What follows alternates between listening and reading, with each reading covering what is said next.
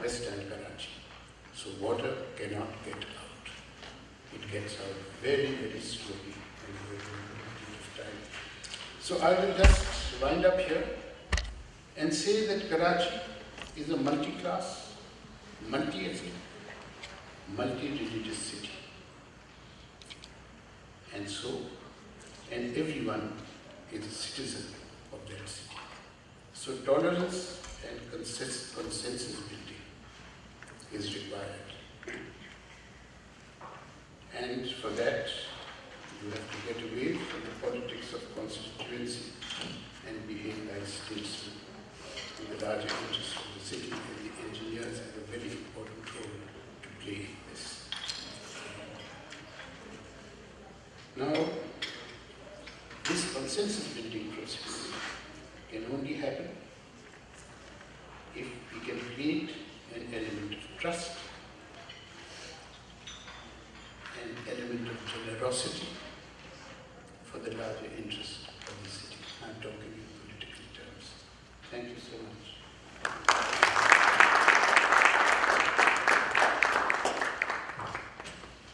We'll hear more from Arif Hassan during the later part after our three NEDina panelists do their presentation.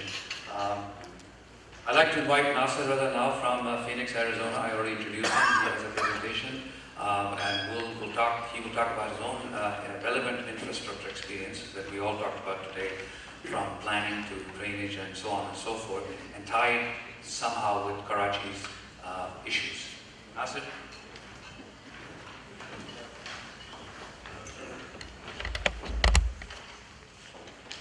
Good morning, guys. It's a tough act to follow after Arif Hassan, and I won't even attempt to do that. Let me just get to my slide.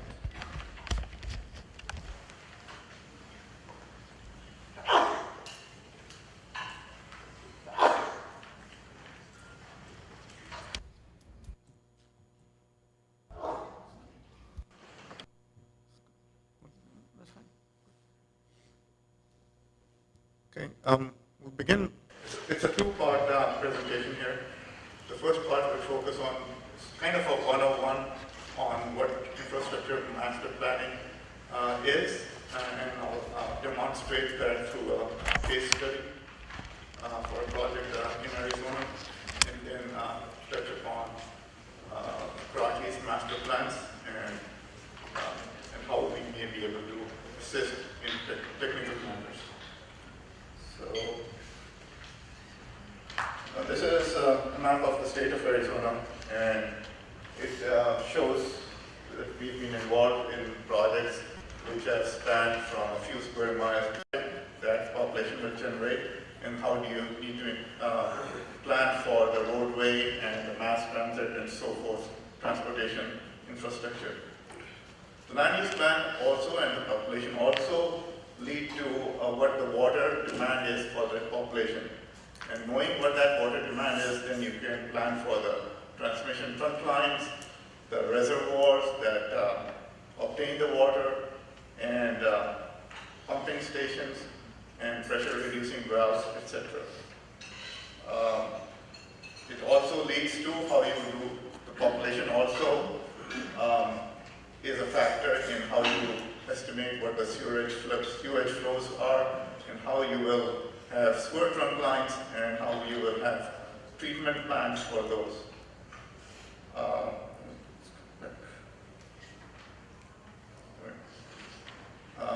Now, another important component of infrastructure is the storm drainage infrastructure. So how would you deal with the stormwater runoff, and how we would convey it safely so that life goes on and people don't get flooded and killed as a result. So now we'll demonstrate.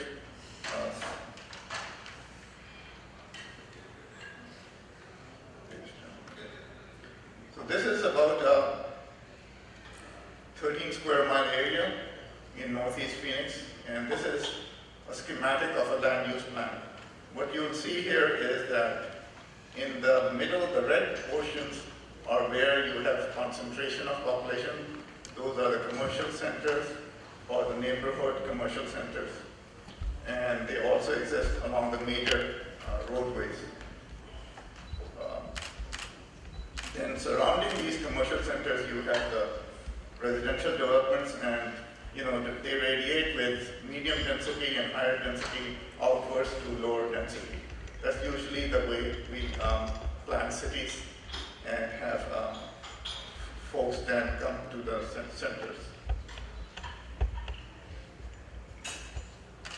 So this is just a snapshot of what a commercial center, town center would look like. We have, on the left side, we have an overview of how the residential areas surround a commercial center. It's an artist rendering, but it also feeds into design guidelines and how our city develops.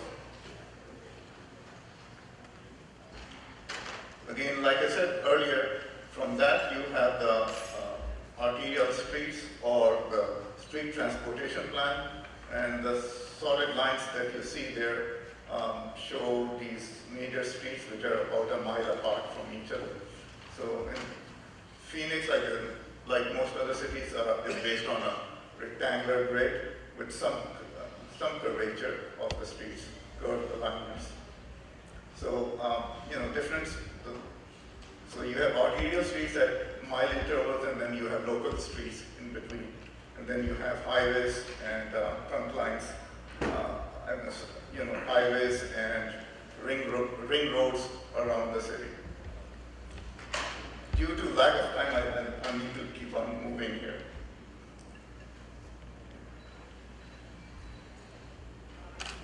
Okay, then here's what we show a water master plan. Again, it's hard to define it, but a water master plan, one of the major issues is that you want to provide enough water as well as provide it under the right amount of pressure.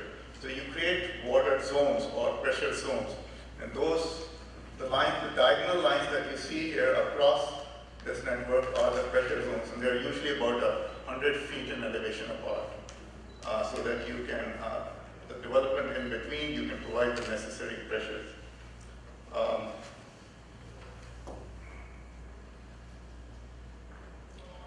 Then you also develop the wastewater plants, which comprises the sewer trunk lines. The green and blue lines on this plan, which is hard to see, again, they follow mostly along the major arterial roads, and they then lead to treatment plants.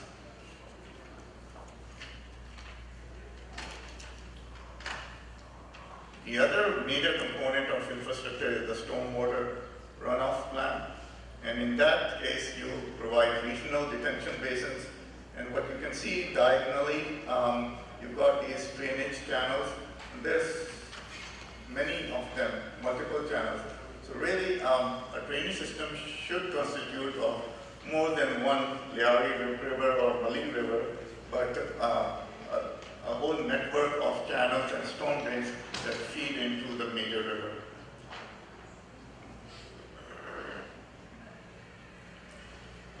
Here's how a natural water course or a reconstructed water course looks like. You have the main channel, and then you have the larger overbank areas where the 100-year flows are conveyed.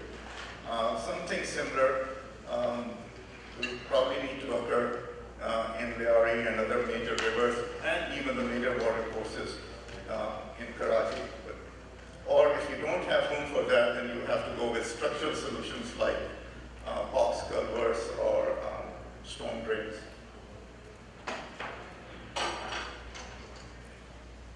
So once you have your infrastructure system in place or designed or planned, then you have to come up with the costs.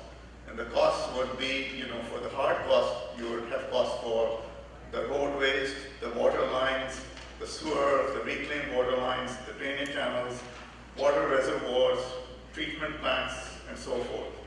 You also need to plan for schools, parks, libraries, police stations, fire stations, and so forth in neighborhoods.